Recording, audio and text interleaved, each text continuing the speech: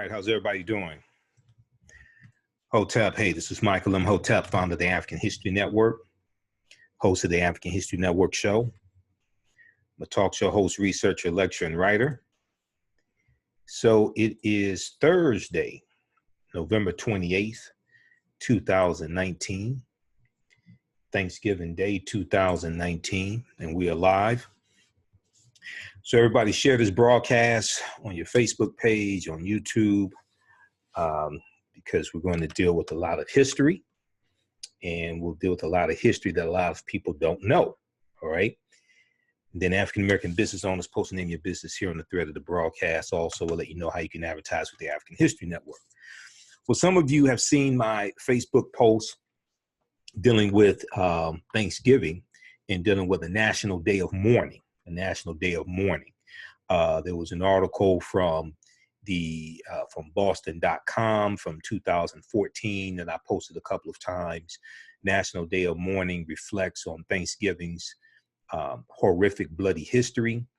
Also, there was a article from November 26th from NBC Washington, NBCWashington.com, which is the NBC News affiliate there in Washington, D.C. Native Americans to hold 50th gathering of grief in Plymouth, Massachusetts. Okay, so a lot of what we've been taught about the history of Thanksgiving, a lot of what we've been taught about what has been called the first Thanksgiving in 1621 in Plymouth, Massachusetts. A lot of what we've been taught about it is wrong. Okay, and so we'll deal with the Thanksgiving Day myth is really a national day of mourning. Okay. What really happened. So we're going to deal with what really happened during that celebration in 1621. And we're going to deal with the history from the Native American perspective. All right. And then most of what we've been taught about Thanksgiving is wrong. So I'm going to share a number of articles with you and a few books as well. Okay. All right, and then also, if you like this type of information, you could donate to the African History Network, paypal.me/the AHN show, paypal.me/the AHN show. All right, so how's everybody doing today? And now, I want to say this from the outset. Now, I may say some things that are outside the circumference of your own awareness just because you disagree with them and don't like them.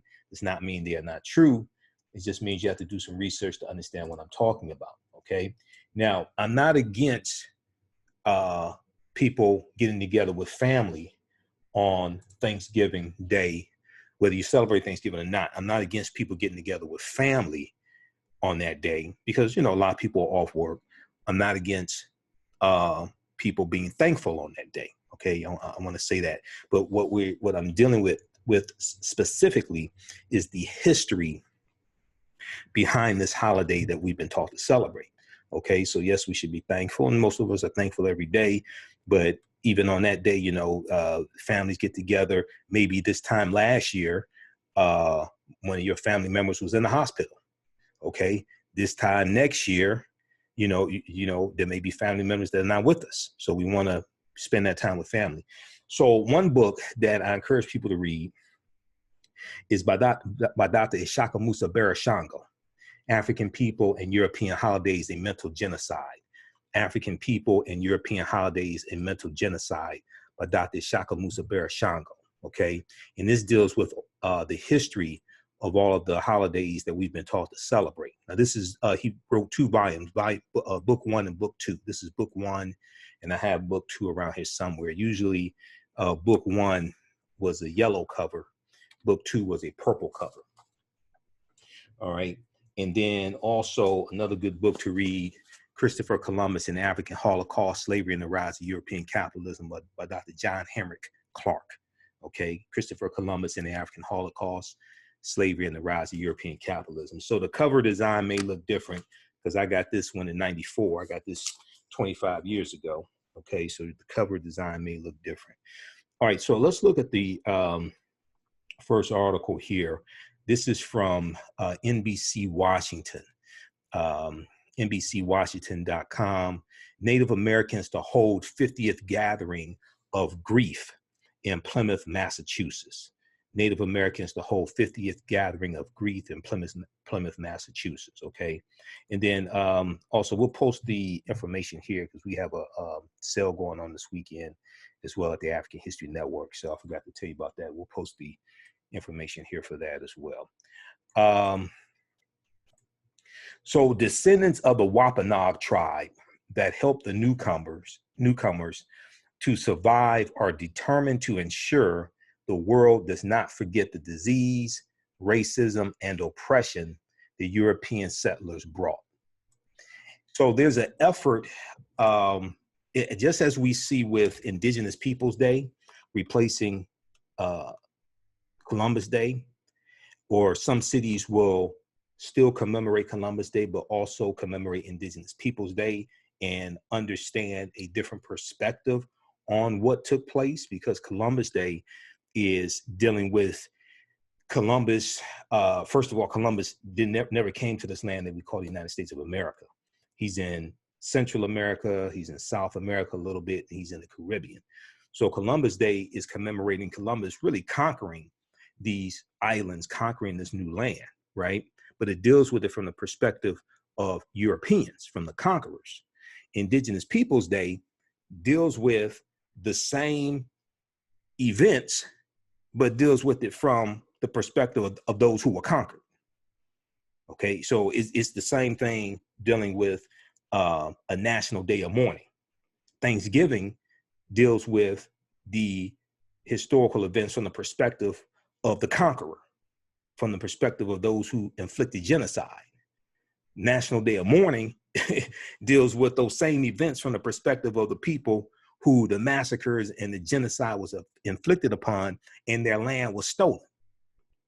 Now, and we also have to understand that you had not just Native Americans here when European settlers come, but African people were already here as well. And you're going to have groups of Africans who get reclassified as Native Americans or Black Indians also.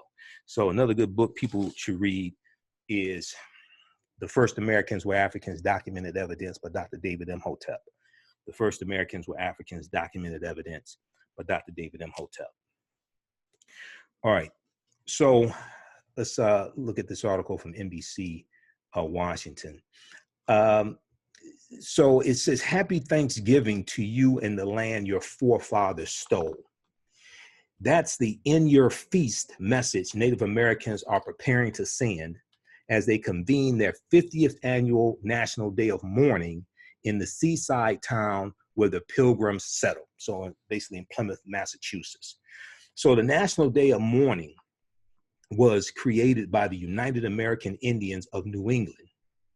And they have held the solemn remembrance on every Thanksgiving Day since 1970 to recall what organizers describe as, quote, the genocide of millions of Native people, the theft of Native lands, and the relentless assault on Native culture, end quote.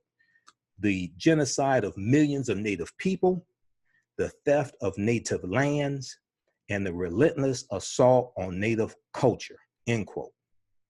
But Thursday's gathering will have particular resonance, and Indigenous people say a fresh sense of urgency, a fresh sense of urgency. Now, Plymouth, Massachusetts is putting the final touches on next year's 2020's 400th year anniversary commemorations of the Pilgrims landing in 1620 there in Plymouth, Massachusetts. And as the 2020 events approach, descendants of the Wampanoag tribe, Wampanoag Native American tribe, this was the tribe that helped the settlers, the Pilgrims, survive. The descendants of the Wampanoag tribe are determined to ensure that the world does not forget the disease, racism, and oppression that European settlers brought. Now, also it's important to note when we talk about the Pilgrims, right, on the Mayflower, there were 102 passengers on the Mayflower, plus 26 crewmen. So there were a total of 128 people. Only 35 of the 102 passengers were actually Pilgrims. Only 35 of the 102 passengers were pilgrims. Other people were those coming to seek fame and fortune, coming to seek a better way of life. Okay, so all of the passengers on the Mayflower were not pilgrims.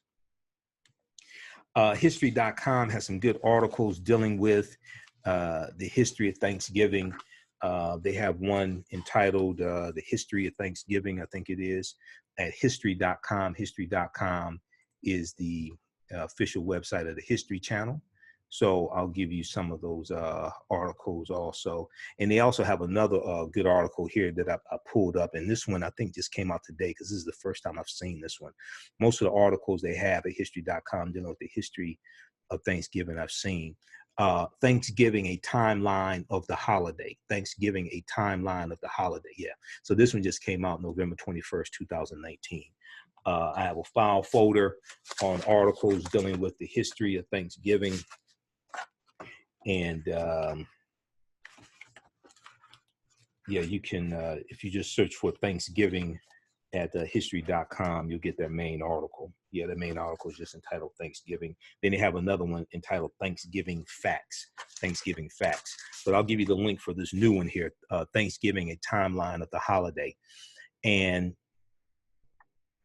since I have it up here, I'm going to share some of these dates with you. So, you know, Professor Kaba Kamene, who's in the Hidden Colors documentaries, one of my teachers, he talks about how to understand the existence of something, you first must understand the pre-existence of existence. So when we talk about this, we can't start in 1620. We have to deal with history prior to 1620, prior to the Mayflower. So they start in this article here with 1541. Spanish explorers hold a feast. English settlers weren't the first to celebrate a Thanksgiving feast on American soil, according to the Texas Society Daughters of the American Colonists. The very first Thanksgiving was observed by Spanish explorer Francisco Vasquez de Coronado, accompanied by 1,500 men in full armor. Coronado left Mexico City in 1540 and marched north in search of gold. As the company camped in Palo Duro Canyon in 1541. Padre Fray Juan de Padilla, Padilla, called for a feast of prayer and thanksgiving, beating out the Plymouth Thanksgiving by 79 years. 1598, there was a second early feast among the Spanish. August 9th, 1607, colonists, Native Americans feast in Maine. So it goes through some of that history. Okay, so I'm going to give you this, post this link here. This is from history.com. Thanksgiving, a timeline of the holiday. Thanksgiving, a timeline of the holiday. All right, let me go back to the original article. How's everybody doing? We got D-Day, Darius, Roger, Sherwin, Lila, Tanya, just a few of the people watching. Reggie, just a few of the people watching. Okay, let's continue here. Okay, so in Plymouth, Massachusetts, the United American Indians of New England, they're putting the final touches on the 2020 400th year anniversary commemoration of the Pilgrims landing in Plymouth, Massachusetts in 1620. Now, they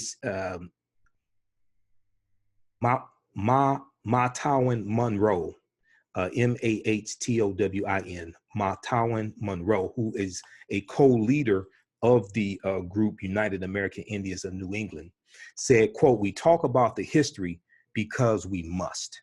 We talk about the history because we must." Quote, "The focus is always on the Pilgrims. We're just going to keep telling the truth," she said. "More and more non-native people have been listening to us. They're trying to adjust their prism." And a lot of this has to do with how we were taught in school, because see, in school, when we were taught about Thanksgiving, it was usually taught from the European perspective and the perspective of the Pilgrims, and the Native Americans saved them, and they had a feast to thank the Native Americans, and they came and they ate and they lived happily ever after, so to speak, or something like that. That's not what happened. I'm going to get into that also. Now, as they have on every Thanksgiving Day for the past half century, participants will assemble on Thursday, November 28th, 2019, at 12 noon on Coles Hill, Coles, a windswept mound overlooking Plymouth Rock, a memorial to the colonists' arrival. Now, beneath a giant bronze statue of Massasoit, who was the Wampanoag leader in 1620. Okay, so Massasoit was the chief, the leader of the Wampanoag Native American nation, all right, that helped to save the pilgrims, the settlers. Native American, so beneath a giant bronze statue of Massasoit, the Wampanoag leader in 1620, Native Americans from tribes around New England will beat drums, offer prayers, and read speeches before marching through Plymouth's historic district, joined by dozens of sympathetic supporters. Organizers say they'll also call attention to the plight of missing, murdered, and indigenous women, as well as government crackdowns on migrants from Latin America and the detentions of children. Promotional posters proclaim, quote, "We didn't cross the border crossed us. We didn't cross the border crossed us." Now, past gatherings of a National Day of Mourning, past gatherings have mourned lives lost to the nationwide opioid addiction crisis. They've shown solidarity with the Black Lives Matter movement and condemned environmental degradation. The tradition of a National Day of Mourning was born of Plymouth's last big birthday bash in 1970. In 1970, that was the 350th year anniversary of the Mayflower coming into Plymouth, Massachusetts. Okay, so a 350th year anniversary commemoration that triggered angry demonstrations by Native Americans excluded from a decidedly pilgrim-focused observance. So since then, the National Day of Mourning has become a louder, prouder, and increasingly multi-ethnic affair in the community nicknamed America's Hometown. Now, although mostly peaceable, there has been tension in the past. In 1997, 25 protesters were arrested after their march through town erupted into a melee with police. There have also been colorful moments over the decades. Activists have ceremonially buried Plymouth Rock in sand, boarded the Mayflower II, which is a replica of the Mayflower ship that carried the English settlers to the New World, and they draped a Ku Klux Klan garb on a statue of William Bradford. Now, William Bradford was a Pilgrim father who eventually became governor of the Plymouth Bay Colony. So when you study the history of the Mayflower, you read about Governor William Bradford. In a like-minded tradition dating back to 1975, Native American tribes in the San Francisco area hold a similar ceremony called on Thanksgiving Day. Okay, so this dates back to 1975 in San Francisco. And this is a gathering that they do at sunrise on Alcatraz Island to recall how Native Americans occupied the island in protest for 19 months starting in November of 1969. That's on Thanksgiving Day. Francis Bremer, who is a scholar on the Pilgrims and Pilgrim history and a professor emeritus of history at Pennsylvania's Millersville University, thinks the nation is becoming more receptive to a side of the story that's too often been ignored.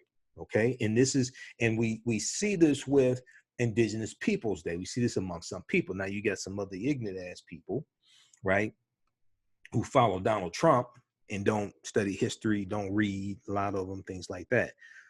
But we see more and more cities are commemorating and celebrating Indigenous Peoples Day. And we see it also being adopted by some states as well. So to help right old wrongs, Monroe's coalition is pushing what it calls the Massachusetts Indigenous Legislative Agenda. The Massachusetts Indigenous Legislative Agenda. Among other things, the campaign includes a proposal to redesign the state flag, the Massachusetts state flag, which critics say is repressive. The Massachusetts state's flag depicts a muscular arm wielding a broadsword over a Native American holding a bow. This is the Massachusetts state flag. Paula Peters, who is a Wampanoag writer and an activist who is not a member of the group that organizes the public mourning, okay, the United American Indians of New England. Okay, Paula Peters is not a member of that group. She sees progress in getting Americans to look past the Thanksgiving Day myth of pilgrims and natives coexisting peacefully. She said, we have come a long way. We continue to honor our ancestors by taking our history out of the margins and into the forefront. All right, so that is an article from November 26, 2019. Native Americans to hold 50th gathering of grief in Plymouth, Massachusetts. And this deals with they do this each year in Plymouth, Massachusetts, where the pilgrims come in, where the Native Americans came in. Now this is after the Virginia settlement in 1607. That was another settlement of Europeans. Okay. But this one here takes place in Plymouth, Massachusetts, and they do this on Thanksgiving Day. They've been doing this the past 50 years. Once again, name of this article, Native Americans to hold 50th Gathering of Grief in Plymouth, Massachusetts, from, this is NBCWashington.com, the NBC affiliate there in Washington, D.C. Okay, so we'll post this link here. All right, I'm going to go to this next article.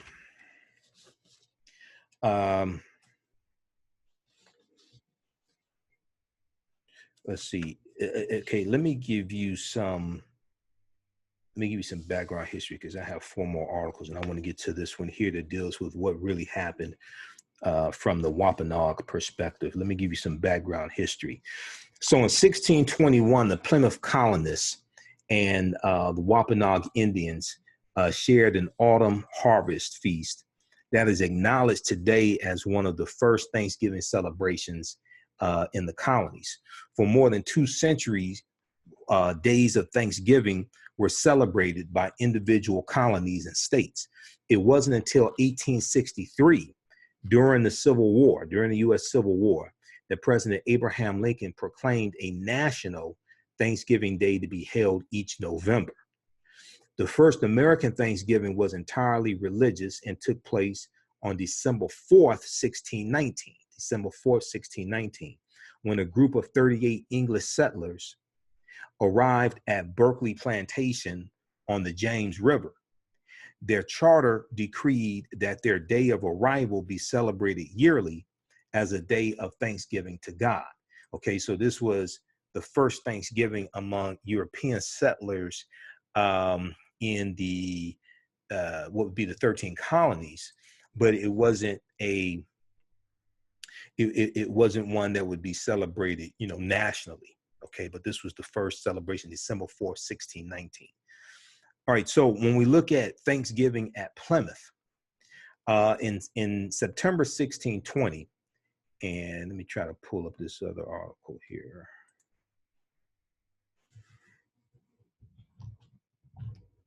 So in September 1620, a small ship called the Mayflower left Plymouth, England,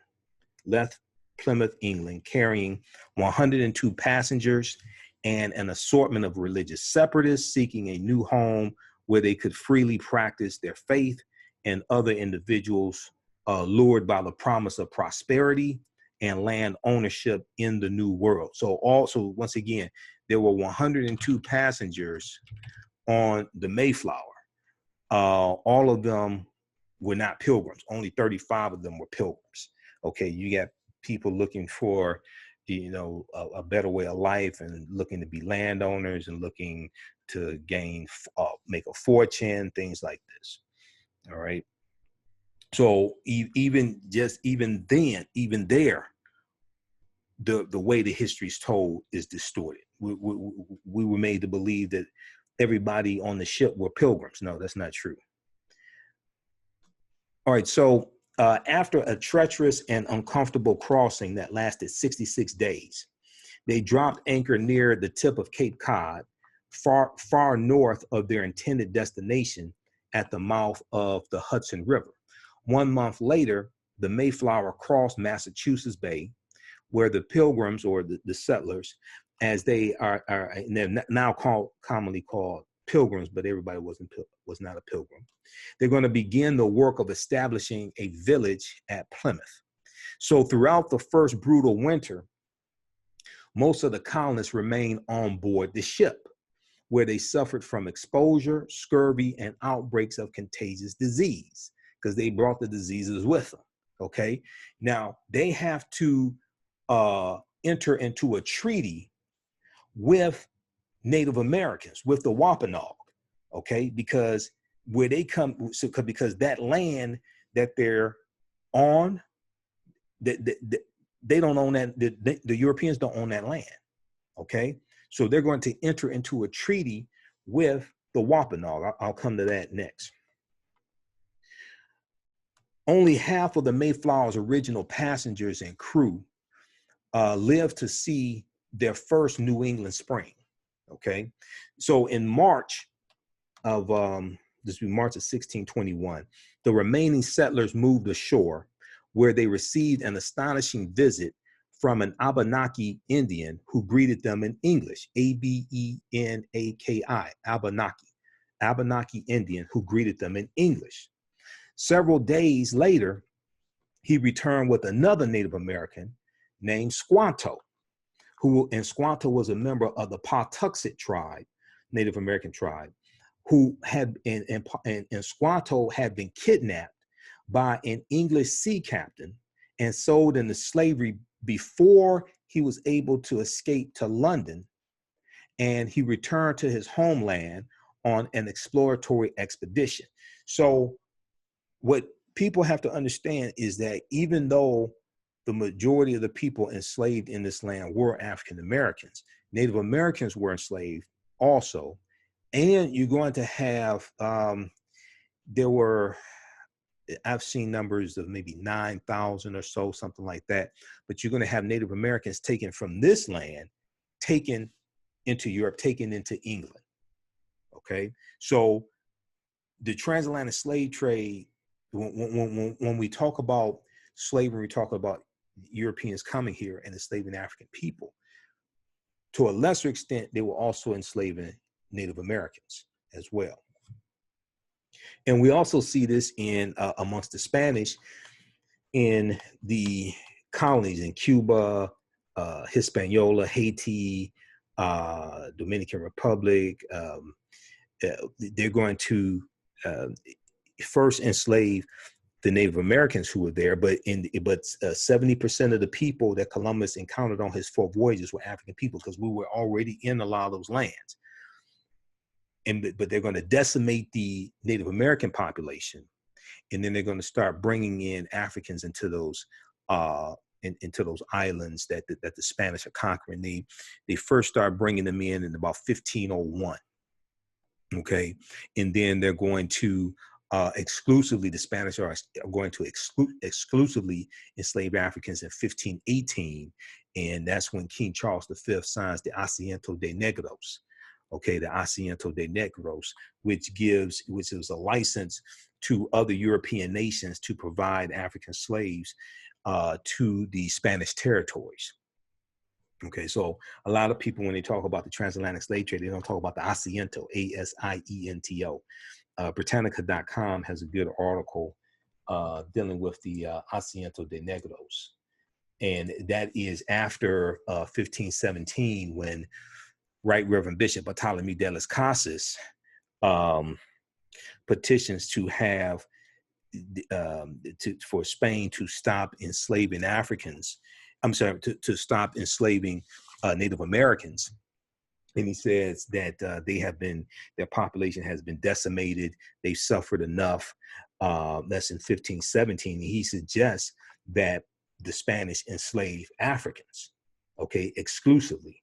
1517, Bishop Bartholomew de las Casas petitioned Spain to allow the importation of 12 enslaved Africans for each household immigrating to America's Spanish colonies.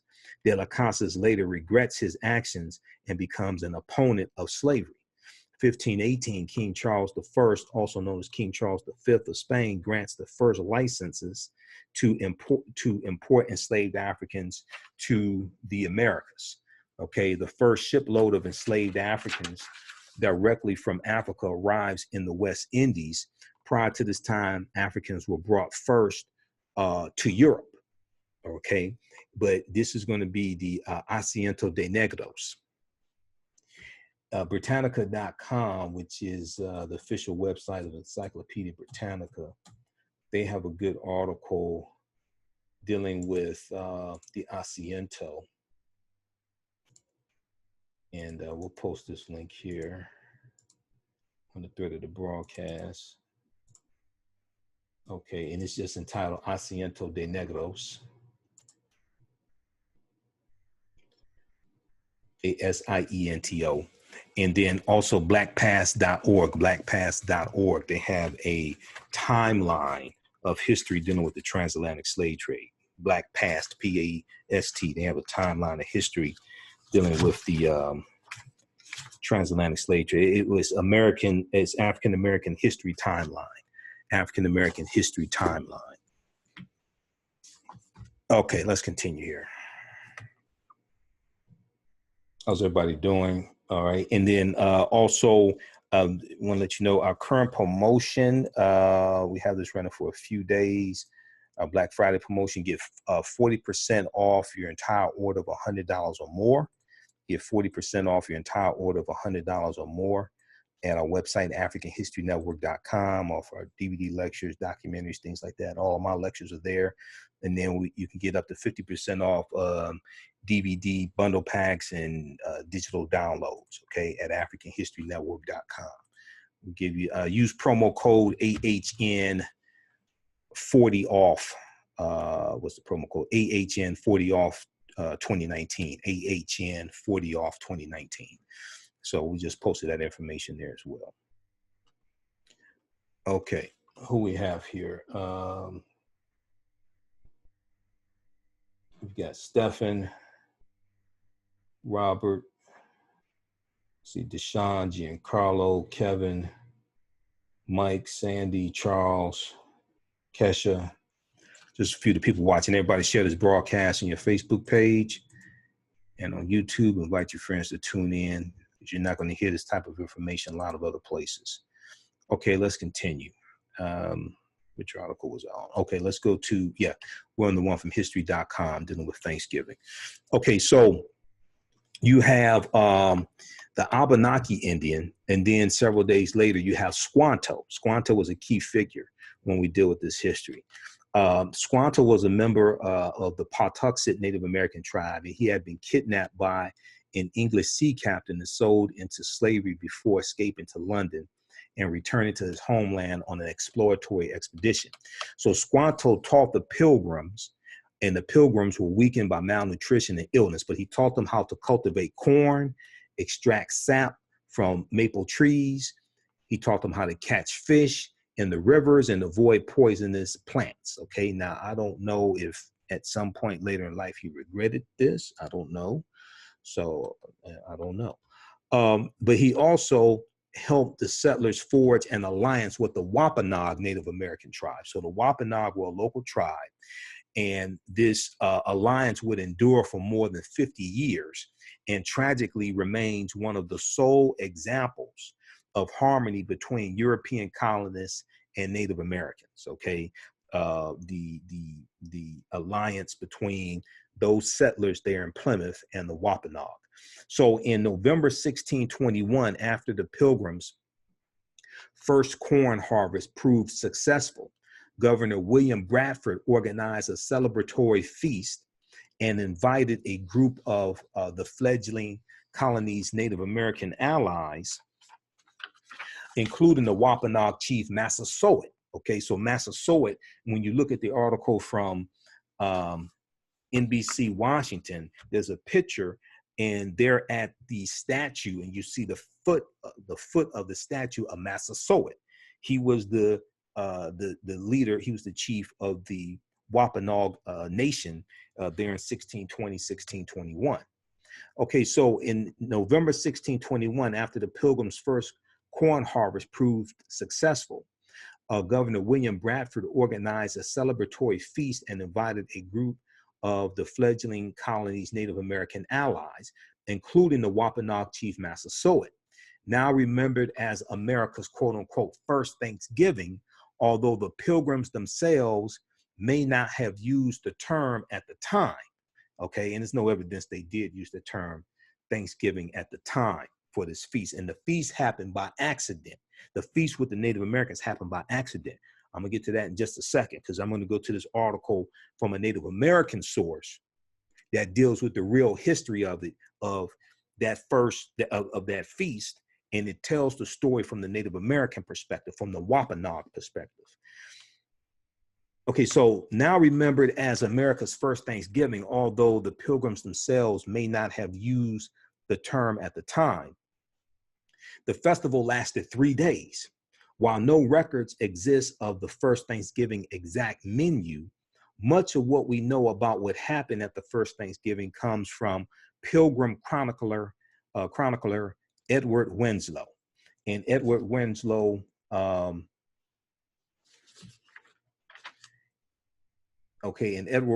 wrote, quote, "Our harvest being gotten in, our governor sent 4 men on fowling. So we might after a special manner rejoice together, and we had gathered the fruits of our labors. They four in one day killed as much fowl, like pheasants, birds, fowl, as with a little help beside served the company almost a week. At which time, amongst other recreations, we exercised our arms with a capital A. That means, I think it's a reference to firearms. Many of the Indians coming amongst us, and amongst the rest, their greatest king, Massasoit, with some 90 men, whom for 3 days we entertained and feasted. And they went out and killed 5 deer, which they brought to the plantation and bestowed on our governor and upon the captain and others. And although it be not always so plentiful as it was at this time with us, yet by the goodness of God, we are so far from want. We are so far from want that we often wish you partakers of our plenty," end quote. Okay, so what would happen was the settlers, the Europeans, were celebrating and they were having a feast and they were firing arms, they were firing guns. The Native Americans hear the guns being fired. Because the Wampanoag have a treaty with the settlers, the treaty stipulates that the settlers will help them fight the other Native American nations that may be trying to attack the Wampanoag, and the Wampanoag will watch the back of the settlers. So when the Native Americans hear the gunfire, they don't know a feast is going on. So Massasoit, they come to the aid of the Europeans, and he brings 90 of his men with him. Okay, that's how they end up at the feast. They weren't invited. Okay, so let's continue, because when we get into the article from Indian Country today, and this one is what really happened at the first Thanksgiving. The Wampanoag side of the tale, they get deep into this story, but this is not the narrative that is told. Okay, the narrative that's told, we see the famous painting, and that's a painting by Jean Leon Jerome Ferris. We see the famous painting of the Native Americans sitting down and this European female settler bringing food to them and the other settlers around, right? But we don't know how all that came together. This is not usually explained to us. Okay, so let's continue here. Okay, so historians have suggested that many of the dishes were likely prepared using traditional Native American spices and cooking methods because the Pilgrims had no oven and the Mayflower sugar supply had dwindled by the fall of 1621. The meal did not feature pies, cakes, or other desserts. Okay, so I guess there were no Patti LaBelle pies there, okay, which have become a hallmark of contemporary celebrations. Okay, so no honey baked hams, I guess. Guess there were no honey baked hams. I guess there were no Patti LaBelle pies. All right, now you can read the rest of this article here. This is entitled Thanksgiving, and they updated Thanksgiving 2019. Okay, this is at history.com. So let me post the link here. This gives a lot of background information dealing with it, and Thanksgiving is celebrated now the fourth Thursday in November. Okay, let me go to this main article here. This is from newsmaven.io, and it was originally published by Indian Country Today.medianetwork.com. Indian Country Today medianetwork.com. And Indian Country is a Native American news source. The name of this article is What Really Happened at the First Thanksgiving, the Wampanoag Side of the Tale. What really happened the first Thanksgiving, the Wampanoag Side of the Tale. And quickly here, let me turn the screen share on, because this is the image that we normally see of the first Thanksgiving, right? But we were never told what the story behind the picture that has been shown to us. Okay, what we think happened is not what actually happened. All right, so you should be able to see that. Okay. All right. Okay, so let's jump into this article.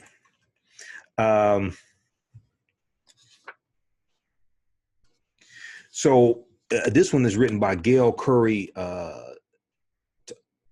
Tunsing, Toensing. It's originally from November 23rd, 2017. The first Thanksgiving was a fact-finding party. The first Thanksgiving was a fact-finding party. When you hear about the Pilgrims and the Indians harmoniously sharing the first Thanksgiving meal in 1621, the Indians referred to so generically are the ancestors of the contemporary members of the Wampanoag Nation. Okay, so I studied some of this history because I have Cherokee and Blackfoot on my mother's side of the family. So I have Native American in my background also. Okay, so this is one of the reasons why I don't celebrate. Well, I don't celebrate any of these holidays. One, because I studied the history of all of them, but don't celebrate Thanksgiving. Now, I'll get together with family, things like that. I'm not against that, okay? But we have to understand we need to study the history of all of these holidays that we've been taught to celebrate, okay? That's why this book is so important. This is book 1, but African People and European Holidays and Mental Genocide by Dr. Ishaka Musa Shango, okay? All right, let's continue. So, when you hear about the Pilgrims and the Indians harmoniously sharing the first Thanksgiving meal in 1621, the Indians referred to so generically are the ancestors of the contemporary contemporary members of the Wampanoag Nation. As the story commonly goes, the pilgrims who sailed from Plymouth, England, on the Mayflower and landed at what became Plymouth, Massachusetts in 1620 had a good harvest the next year, 1621. So Plymouth Governor William Bradford organized a feast to celebrate the harvest and invited a group of Native American allies, including the Wampanoag chief Massasoit, to the party. The feast lasted 3 days, and according to chronicler Edward Winslow, that's another name I talked about, Governor William Bradford sent 4 men on a fowling mission to prepare for the feast, and the Wampanoag guests brought 5 deer to the party. And ever since then, the story goes, Americans have celebrated Thanksgiving on the 4th Thursday of November. Not exactly. Ramona Peters, the Mashpee Wampanoag tribe's tribal historic preservation officer, told Indian Country Today Media Network in a conversation on the day before Thanksgiving 2012, 391 years since that mythological quote unquote first Thanksgiving. Okay, so here's how the interview went. They said, we know what we're taught in mainstream media and in schools is made up. What's the Wampanoag version of what happened? Okay, so Ramona Peters said, it was made up. It was Abraham Lincoln who used the theme of pilgrims and Indians eating happily together. He was trying to calm things down during the Civil War when people were divided. Okay, it was like a nice unity story. So it was. So the question was asked. So it was a political thing. Ramona Peters responded, "Yes, it was public relations. It's kind of genius in a way to get people to sit down and eat dinner together. Families were divided during the Civil War. Okay, so the war between the North and the South. All right, so here's some background information on that. If we look at the article, because I've done presentations dealing with the history of Christmas, Thanksgiving, and Easter, Oyster, Ishtar. Those words are all related. Let's go to the article from New York Times, November 21st, 2017. Everything you learned about Thanksgiving is wrong. Everything you learned about Thanksgiving is wrong. I'll come back to the article from Indian Country in just a minute. This is written by Maya Salam for New York Times. Blame school textbooks with details often so abridged, softened, or out of context that they are ultimately made false. Children's books that simplify the story to its most pleasant version, or animated television specials like The Mouse on the Mayflower, which first aired in 1968, that not only misinformed a generation, but also enforced a slew of cringe-worthy stereotypes.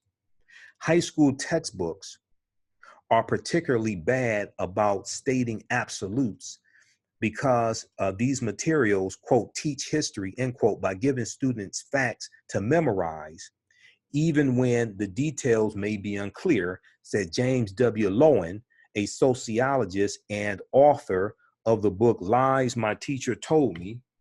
Okay, this book here, Lies My Teacher Told Me, Everything Your American History Textbook Got Wrong, okay, by James W. Lowen. Lies My Teacher Told Me. He said, quote, that mindset pervades everything they talk about, and certainly Thanksgiving. Okay, so when we look at this, and I'll take you to the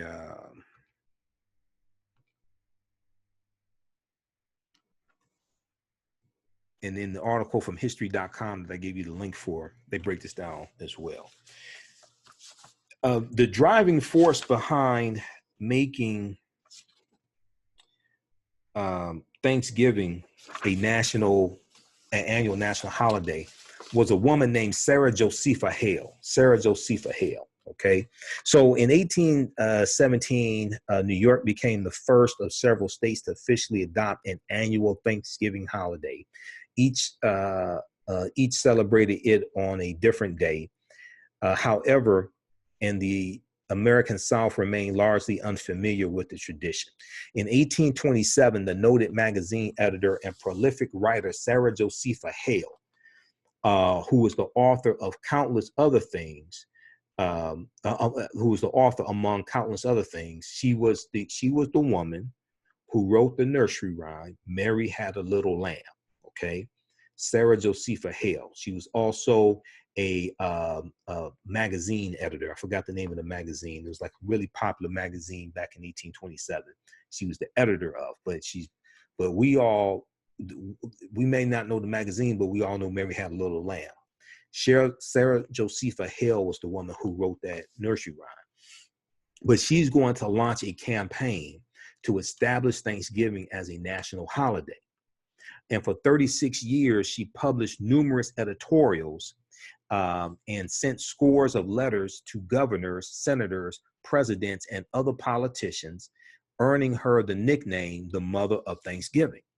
So Abraham Lincoln finally heeded her request in 1863 at the height of the Civil War in a proclamation entreating all Americans to ask God to, quote, commend to his tender care all those who have become widows, orphans, mourners, or sufferers in the lamentable civil strife, end quote, and to, quote, heal the wounds of the nation, end quote.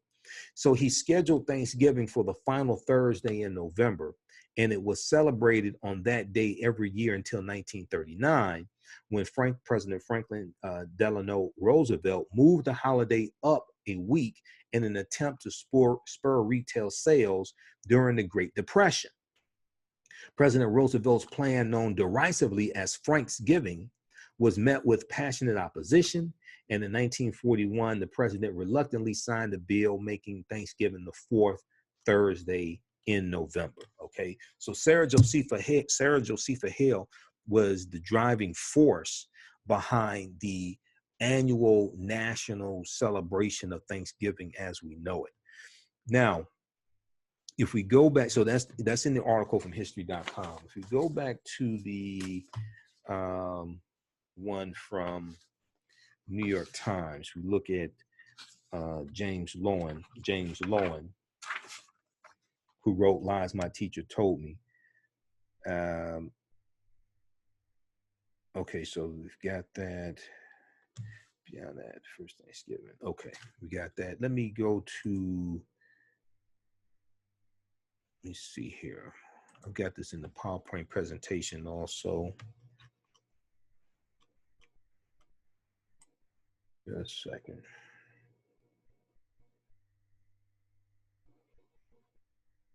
Okay.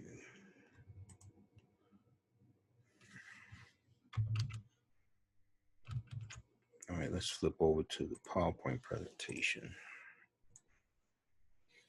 Okay, so all right. Originally headed to Hudson River.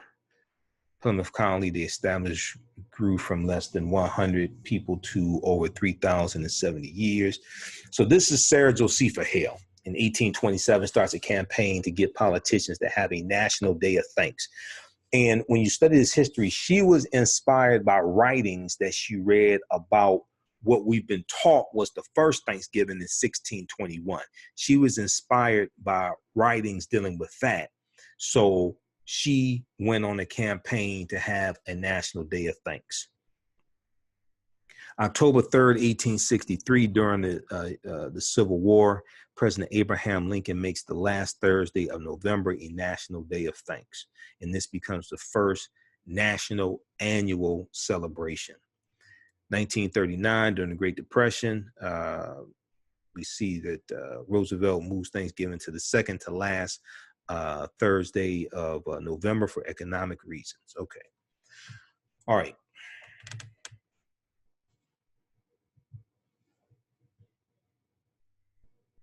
Let's continue. let's see here. Okay, so let's go back to the article from Indian Country. How's everybody doing? Let's see who we have. We got David, Willie, okay, Kesha. Kesha said, I was hoping you would post on the history of today. Thanks for the, okay.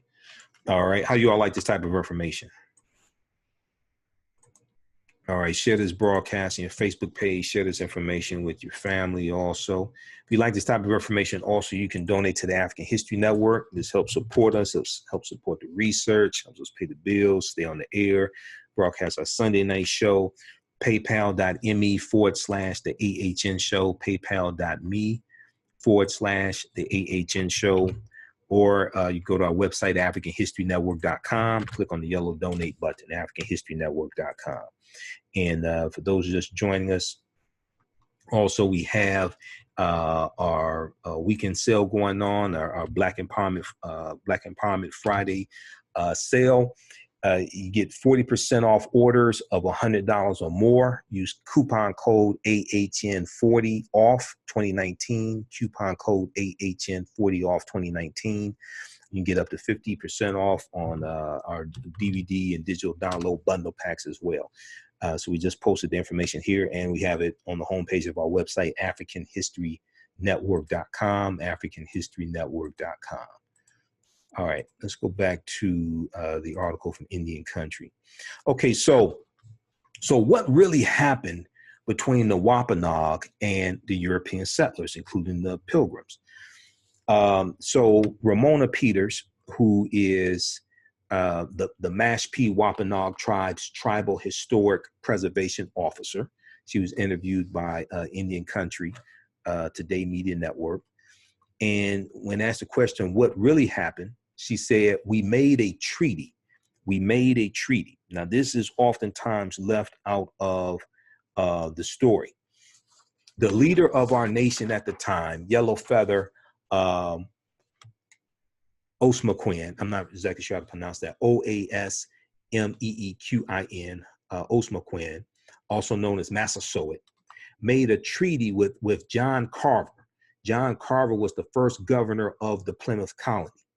They elected an official while they were still on the boat. Okay, so the settlers, while they're still on the boat, elect an official to be able to enter into a treaty with the Wampanoag nation, because nations do business with nations in the form of treaties. Okay, so this is what's taking place. They elected an official while they were still on the boat. They had their charter. They were still under the jurisdiction of the King of England. Okay, at least that's what they told us. So because they're coming here to set up a colony on behalf of England. Okay, so it was King James. I think still think it's King James in 1621. Still think it's King James. Yeah, because he gave the charter for the London Trading Company and the Plymouth Trading Company. King James signed that charter. Okay, so they weren't coming here to set up a independent country. They were setting up colonies on behalf of England. So they elected an official while they were still on the boat. They had their charter. They were still under the jurisdiction of the King of England. At least that's what they told us. So they could not make a treaty for a boatload of people. So they made a treaty between two nations, England and the Wampanoag nation. Nations do business with nations in the form of treaties. So this is dealing with laws. So when you look at Article 6 of the U.S. Constitution, and you can go to loc.gov or archives.gov. loc.gov is the Library of Congress, and archives.gov is the National Archives. You can read the U.S. Constitution there. Article 6 tells you that the U.S. Constitution, all of the previous treaties, and all of the subsequent treaties are the supreme law of the land.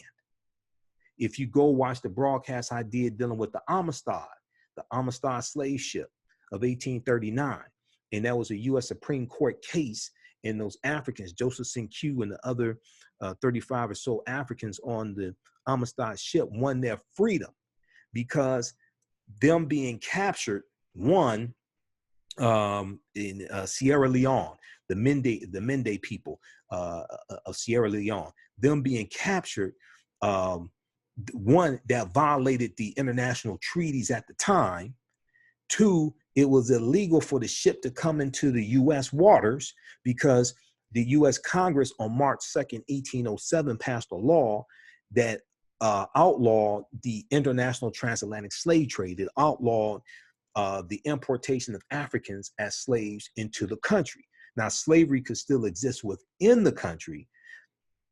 You could still have slave auctions and have plantations, things like that, but it was illegal to bring Africans into the country as slaves. So when that ship came into U.S. waters, it was captured, okay? And this goes to the U.S. Supreme Court, and those Africans win their freedom, and they're sent back to Africa because it was illegal for them to be captured in the first place, and it was illegal for that ship to come into U.S. waters.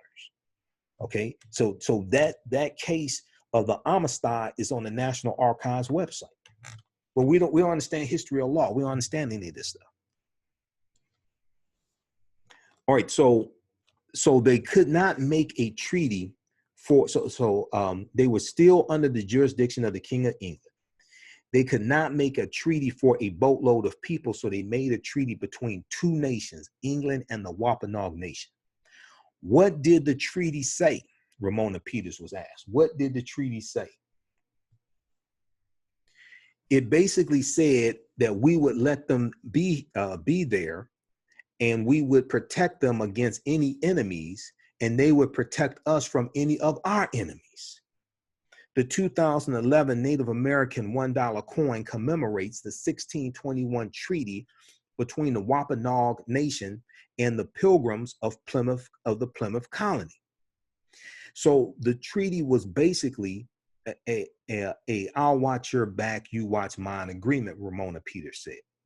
Later on, we collaborated on jurisdictions and creating a system so that we could live together.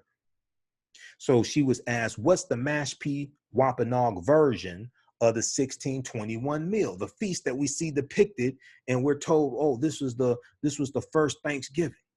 So Ramona Peters said, you've probably heard the story of how Squanto assisted in their planting of corn.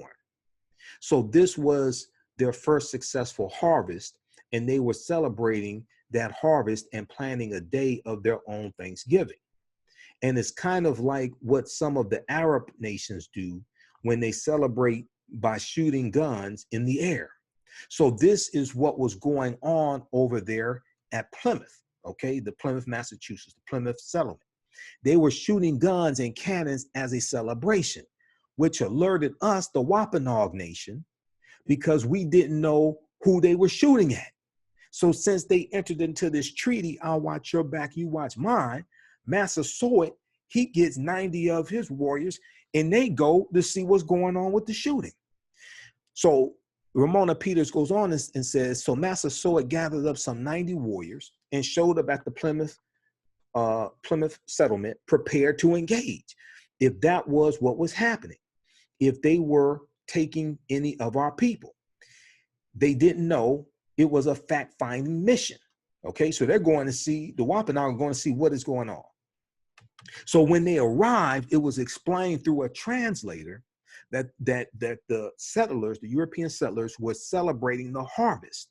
So we decided to stay and make sure that was true, because we had seen in the other landings, Captain John Smith in Virginia, even the Vikings had been here. So we wanted to make sure so we decided to camp nearby for a few days. During those few days, the men went out to hunt and gather food, deer, ducks, geese, and fish. There are 90 men here, and at the time, I think there are only 23 survivors on that boat. So there are 90 Wampanoag warriors, okay? And at the time, approximately 23 survivors from the Mayflower. So you can imagine the fear. You have armed natives who are camping nearby. They, the colonists, were always vulnerable to the new land, new creatures, even the trees. There were no such trees in England at the time. People forget they had just landed here, and this coastline looked very different from what it looks like now. And their culture, new foods, they were afraid to eat a lot of things. So they were very vulnerable, and we did protect them, not just support them, we protected them. You can see throughout their journals that they were always nervous, and unfortunately, when they were nervous, they were very aggressive. Unfortunately, when they were nervous, they were very aggressive. So Ramona Peters of the Mashpee Wampanoag Nation was asked, so the Pilgrims did not invite the Wampanoags to sit down and eat turkey and drink beer? She laughed and said, no. Well, let's put it this way. People did eat together, but not in the way it's portrayed as the first Thanksgiving. It was our homeland and our territory, and we walked all through their villages all the time. The differences in how they behaved, how they ate, how they prepared things was a lot for both cultures to work with each other. But in those days, it was sort of like today when you go out on a boat in the open sea and you see another boat and everyone is waving and very friendly. It's because they're vulnerable and need to rely on each other if something happens. In those days, the English really needed to rely on us. And yes, they were polite as best they could be, but they regarded us as savages nonetheless. And when you read their journal writings, they talk about the Native Americans as being savages. So she was asked, so did you eat together sometimes, but not at the legendary Thanksgiving meal? Ramona Peters replied, no, we were there for days. We were there for days. And this is another thing. We give thanks more than once a year in formal ceremony for different seasons. Okay, for the green corn, for the green corn Thanksgiving, for the arrival of certain fish species, whales, the first snow, our new year in May. There are so many ceremonies, and I think most cultures have similar traditions. It's not a foreign concept. And I think human beings who recognize greater spirit than they would have to say thank you in some formal way. When you study traditional African societies, okay, we speak Dr. Ishaka Musa Bear Shango, who wrote African People and European Holidays and Mental Genocide. He talked about how traditionally we would spend about 1/3 of the year in celebration in traditional African societies because we operated based upon Ujima, collective work and responsibility. So we got the work done, so we had time for celebration, okay? And we had all different types of celebrations where we would give thanks.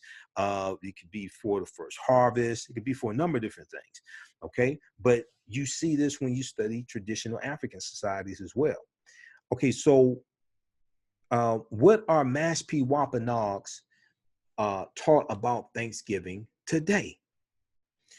Ramona Peters responded, most of us are taught about the friendly Indians and the friendly Pilgrims and people sitting down and eating together.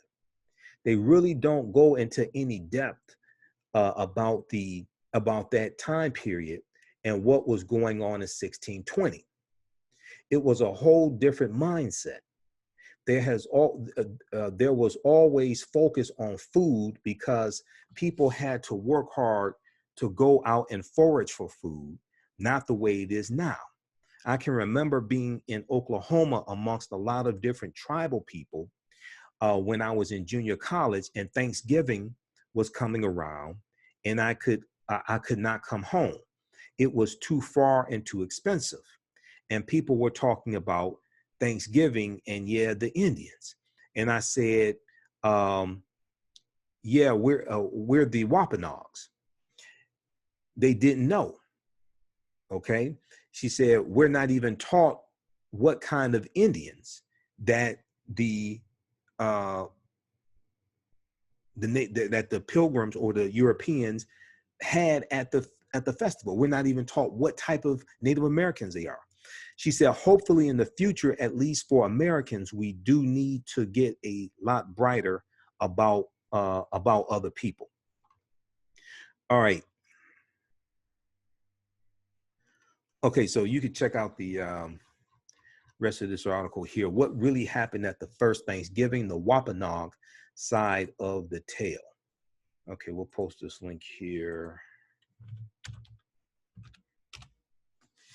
And I want to go back to the one from the New York Times with James Lowen. Let me see, make sure I got all this. Okay, beyond the, okay. So James Lowen in this article also said the one from the New York Times, everything you learned about Thanksgiving is wrong. He said the holiday wasn't made official until 1863 when Abraham Lincoln declared it as a kind of thank you for the Civil War victories in Vicksburg, Mississippi, and Gettysburg, Pennsylvania. He said beyond that, claiming it was the quote unquote first Thanksgiving going back to 1621 is not quite right either, as both Native American and European societies had been holding festivals to celebrate successful harvests for centuries. Now, a prevalent opposing viewpoint is that the first Thanksgiving stemmed from the massacre of the Pequot people in 1637, P-E-Q-U-O-T. I'm not exactly sure how to pronounce that. In 1637, the massacre of the Pequot people in 1637, a culmination of the Pequot War. While it is true that a day of Thanksgiving was noted in the Massachusetts Bay and the Plymouth colonies afterward, it is not accurate to say it was the basis for our modern Thanksgiving, okay?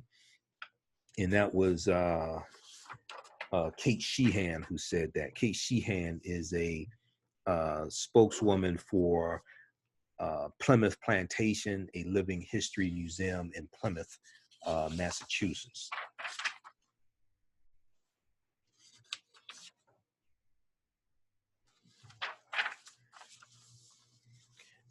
All right, so later on in this article from the New York Times, they talk about Squanto, who we talked about, who's the Pawtuxet Native American who initially taught the settlers how to plant corn and things like this, right? The role of Squanto was complicated. His name was Tisquantum, Tisquantum, Tisquantum. He was better known as Squanto, Squanto. He did play a large role in helping pilgrims, as American children are taught. His people, the Pawtuxet, the Patuxet. Now I've seen different spellings for it. This here they spell it P-A-T-U-X-E-T, and other spellings of it. It is P-A-W. Let me see. Squanto, P-A-W-T-U-X-E-T. So I'm not exactly sure which one is the correct spelling. But his people, the Pawtuxet, a band of the Wampanoag tribe, had lived on the site where the pilgrims settled. When they arrived, he became a translator for them in diplomacy and trade with other native people, and showed them the most effective method for planting corn and the best location to fish. Okay, that's usually where the lesson ends, but that's just a fraction of his story. So he was, and let me bring this article up here. So I'll give you this link as well. This is from the New York Times.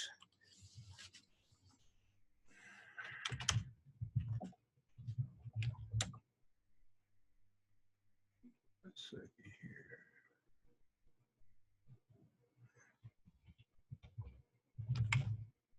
Should have this one bookmarked.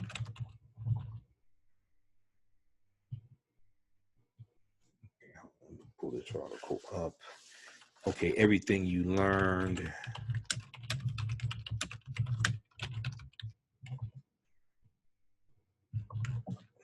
Everything you learned about Thanksgiving is wrong.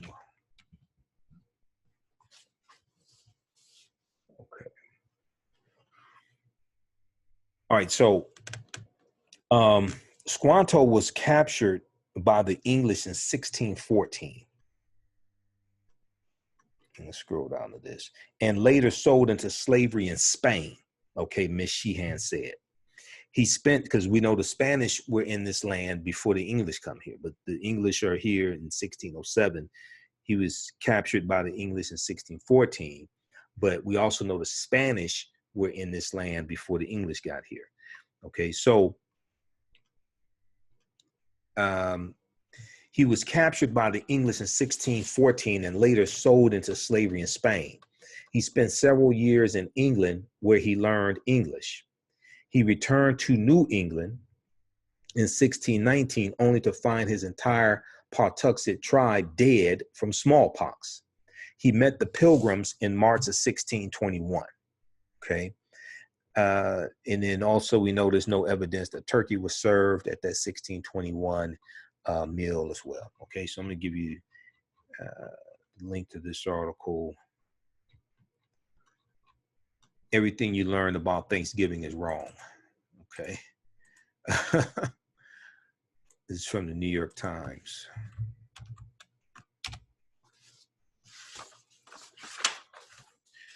All right. And then lastly, I think this is the last article, well, second to last article. There was one I read from the Washington Post from today. Some Native Americans are taking on the Thanksgiving myth by pushing for a more inclusive understanding of the past. This article is from November 28th, 2019. Yeah, Washington Post. I read this one also today. And in this article, let's see here.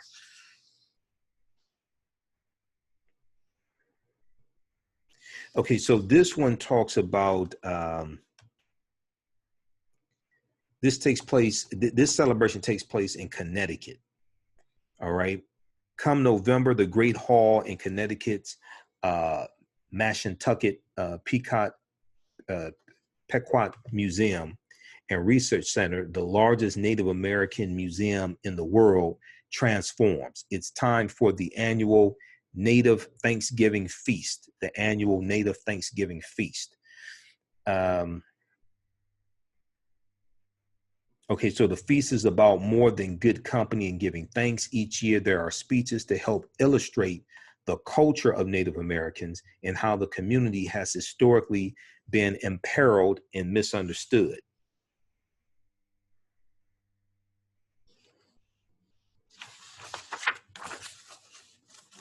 Let me go down to page 2 here. Okay, so let's set the record straight. Okay, so they talk about that. We dealt with that. The background story, 1621, there was a meal.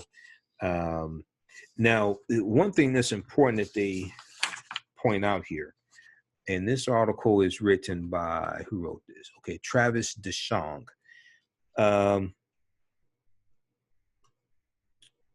Mark Cohan is is a lifelong educator.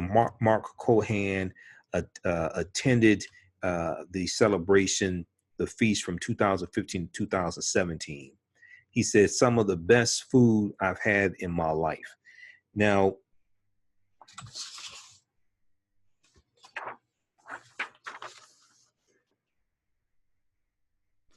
the article goes on to explain that a Thanksgiving was actually it goes on to explain that there was a minister named Alexander Young,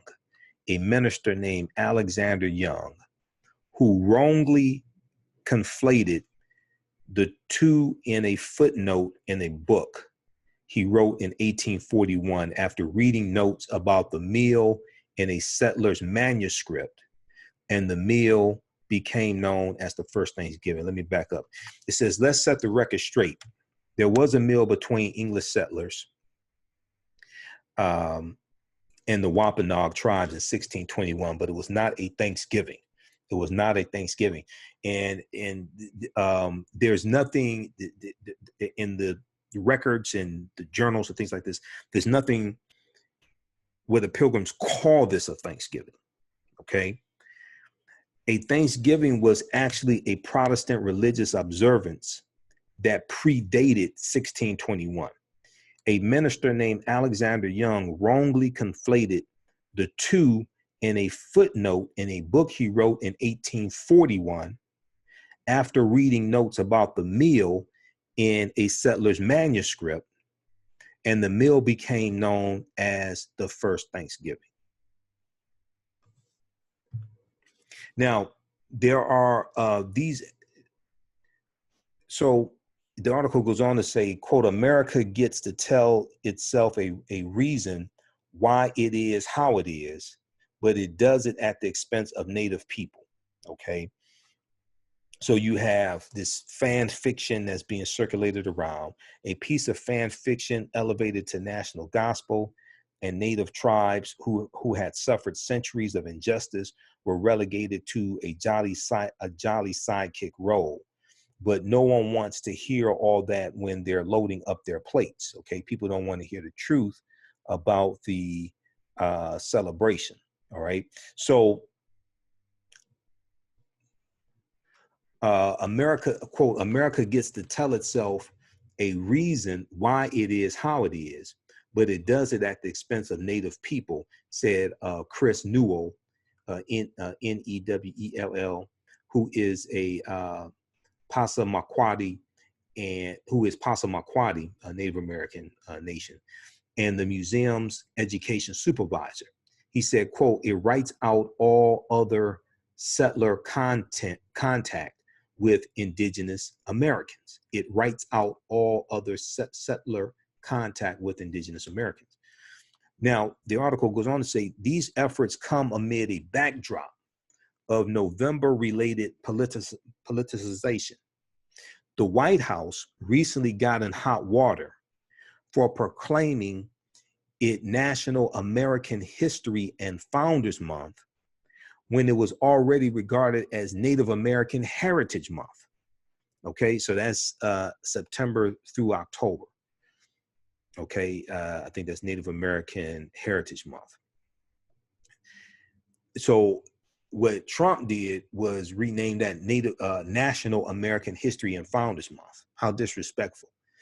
Okay, and then at a Florida rally this past Tuesday, Donald Trump vowed to resist efforts by quote unquote some people to change the name of Thanksgiving, causing Fox News to examine the claim, and hashtag war on Thanksgiving started to trend on Twitter, though it is unclear who he was referring to. Okay, and it's suspected that he saw a segment on Fox News where it was something dealing with, there was a graphic up of a turkey and a zero with a line through it, and he took this to mean somehow there's some type of war on Thanksgiving, and what is just nonsense. All right. Okay, so you can check out the rest of this article here, but they give some additional historical background. This is another one that I read today. This is from the Washington Post. Some Native Americans are taking on the Thanksgiving myth by pushing for a more inclusive understanding of the past. All right, African-American business owners say, post your name of your business here on the thread of the broadcast. We'll let you know how you can advertise with the African History Network. Okay. If you're looking to buy a new or used car, visit Carl Marshall. Click on the link below, and Carl Marshall will help you find and negotiate buying a new vehicle. They have over 100,000 new and used cars from dealers. Carl Marshall, you shop, we negotiate. You shop, we negotiate. So the new year is coming up. A lot of people want to get their financial house in order. A lot of people want to learn about the stock market, the foreign exchange market, or et cetera, et cetera. TheProfitRoom.com can help you with this. Now, TheProfitRoom.com is a stock market trading and education company. They have mentorship programs that are designed for beginners. They teach individuals how to create generational wealth through trading and investing in the financial markets. They teach about the stock market, options, futures, foreign exchange markets. Their specialty is day trading and one-on-one mentorship. Visit their website, theprofitroom.com, theprofitroom.com. All right, let's look at your comments here. Okay, Danica, let's see. Grace and peace. Okay, yes. All right, how you doing, Danica? Bonnie, Charles. And those in the Detroit area, I will be at 14. Where are we going to be? This is going to be Saturday, November 30th. This is the first annual Black Business Buyout, Saturday, November 30th, 11 a.m. to 8 p.m., 1400 Oakman Boulevard. I think that's Focus Hope. 1400 Oakman Boulevard, 11 a.m. to 8 p.m. So there'll be vendors there. We'll have a vendor table for the African History Network. I'll have my DVD lectures there. For vending opportunities, call Sandra, 313-948-9710, 313-948-9710. You can find this information on Facebook. Let's see, let's post the link here because there's a Facebook event invite for the first annual Black Business Buyout. Okay, Saturday, November 30th, 2019. So that's where I will be. All right, we'll post a link here. We'll get this flyer on our website also, AfricanHistoryNetwork.com. Let's look at some of your comments. Okay, Kesha, I was hoping you would post on. Okay, got that. Lorinda said great info. Bonnie, how you doing, Bonnie in Chicago?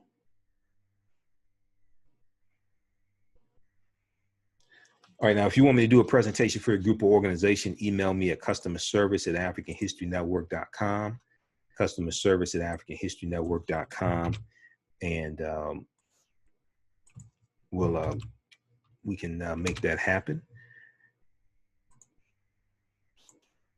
All right, and also be sure to sign up for our email newsletter. Text the word Kemet, K-E-M-E-T, to 22828 to sign up for our email newsletter. Text the word Kemet, K-E-M-E-T, to 22828 to sign up for our email newsletter. All right. We have our weekend sale going on, a Black Empowerment Friday sale, gets 40% off orders of $100 or more. We also have the Hidden Colors bundle packs as well. We have a number of bundle packs. You have my lectures in the bundle pack.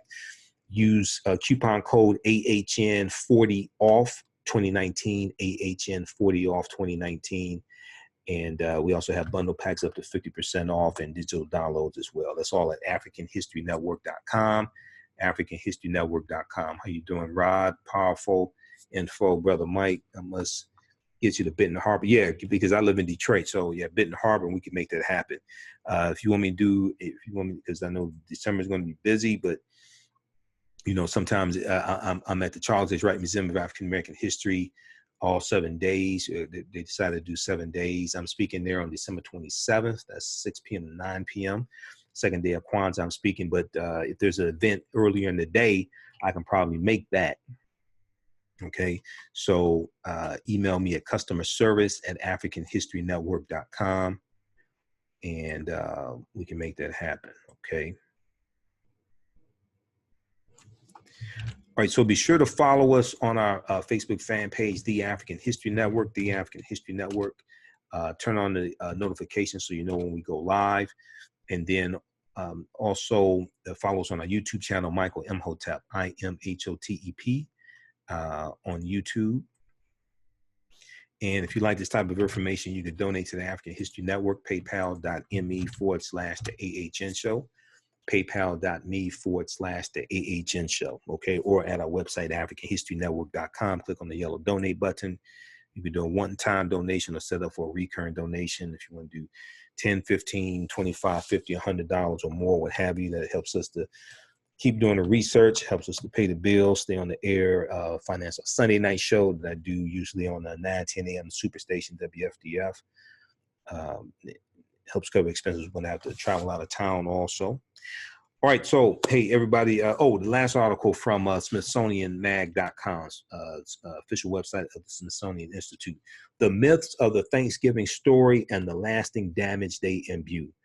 The myths of the Thanksgiving story and the lasting damage they imbue. In truth, massacres, disease, and American Indian tribal politics are what shaped the Pilgrim Indian Alliance at the root of the holiday. Okay, so we'll post a link here. We'll